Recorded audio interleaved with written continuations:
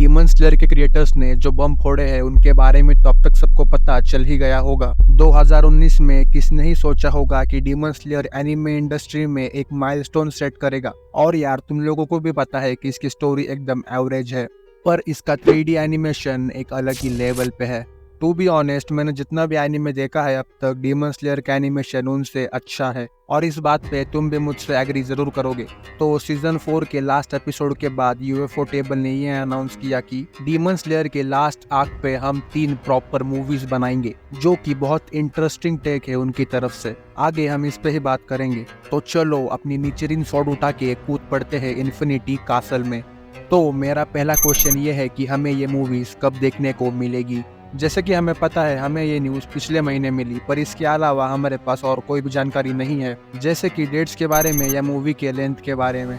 पर अगर हम यूएफओ टेबल की हिस्ट्री देखें तो वो बिना किसी डिले के हमें हर साल डीमन स्लेयर का नया सीजन देते हैं। तो हमें अगले साल 2025 में इन्फिनिटी कासल आर्क की पहली मूवी देखने को मिल सकती है।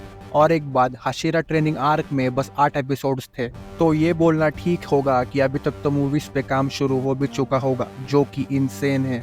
अब तुम सब ने सोचा ही होगा कि यूएफओ टेबल डीमन स्लेयर की मूवी ट्रायोलॉजी क्यों बना रहे हैं। वो आराम से डीमन स्लेयर के और 1-2 सीजन बना के इसे खत्म कर सकते हैं।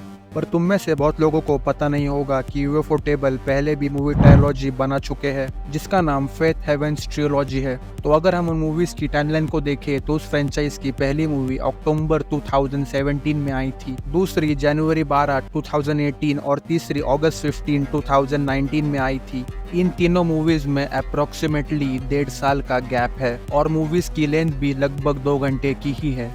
तो हम डीमन स्लेयर के साथ भी 1.5 साल और 2 घंटे की लेंथ एक्सपेक्ट कर सकते हैं। पर हमारा पहला क्वेश्चन अभी तक वही है कि मूवीज ही क्यों, सीरीज क्यों नहीं।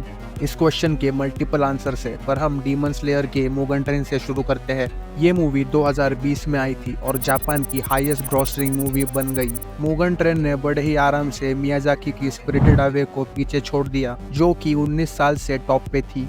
इस मूवी ने जापान के अंदर ही कम से कम $225 मिलियन कमाए। पर इतना ही नहीं, 2020 में ये वर्ल्ड की सबसे ज्यादा पैसे कमाने वाली मूवी थी, अपने $500 मिलियन के वर्ल्ड वाइड कलेक्शन के साथ।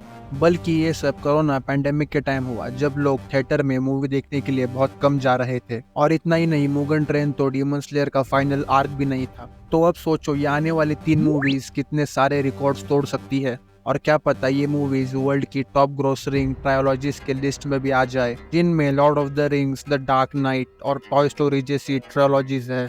इसलिए 1-2 सीजन्स बनाने से अच्छा मूवीज बनाना एक फाइनेंशियल पॉइंट ऑफ व्यू से बहुत अच्छा डिसीजन है। एनीमे मूवीज बनाने के कुछ फायदे भी है और कुछ नुकसान भी। तो पहले हम फायदों के बारे में बात करते हैं। अगर हम एनीमे की हिस्ट्री को देखें तो कभी भी एनीमे मूवी का बजट ज्यादा होता है एनीमे सीरीज से। फॉर एग्जाम्पल, मुगन ट्रेन का बजट $15 मिलियन था, वही दूसरी तरफ डीमन स्लेयर के सीजन 1 का बजट बस 2 से 3 मिलियन था। तो अगर हम हॉलीवुड में देखें तो वहाँ भी सेम ही होता है। मार्वल की टीवी सीरीज का बजट 100 से $150 मिलियन होता है, वही दूसरी तरफ उनकी मूवीज का बजट 200 से 300 मिलियन तक होता है।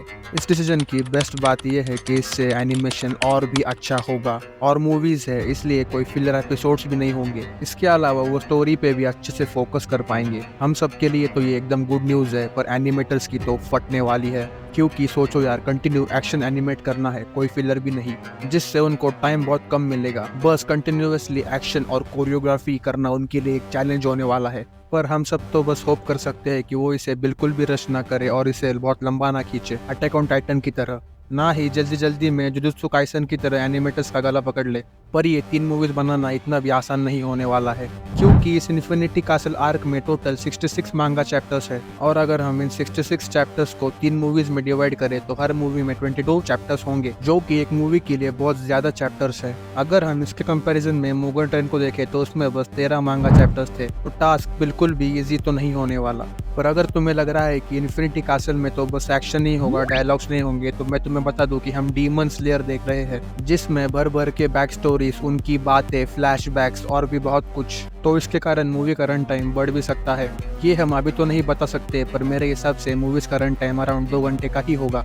पर अगर कोई भी रीजन की वजह से तुम्हें ये मूवीज थिएटर में नहीं देखनी तो कोई बात नहीं, क्योंकि ये डीमन स्लेयर है, इनको कंटेंट को निचोड़ना अच्छे से आता है।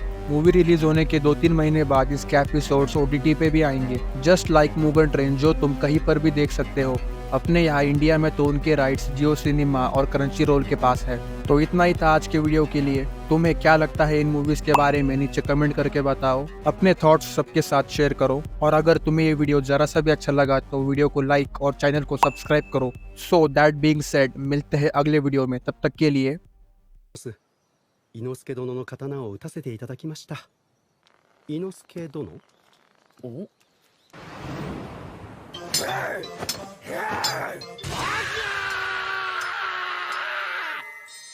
よし。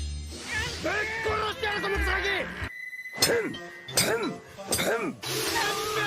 もう俺がしてあげる！俺は見てこら！まあできて当然ですけれども、できて当然ですけれど、しょうがないしょうがない。なめるんじゃねえよ！口もぎ取るぞこら！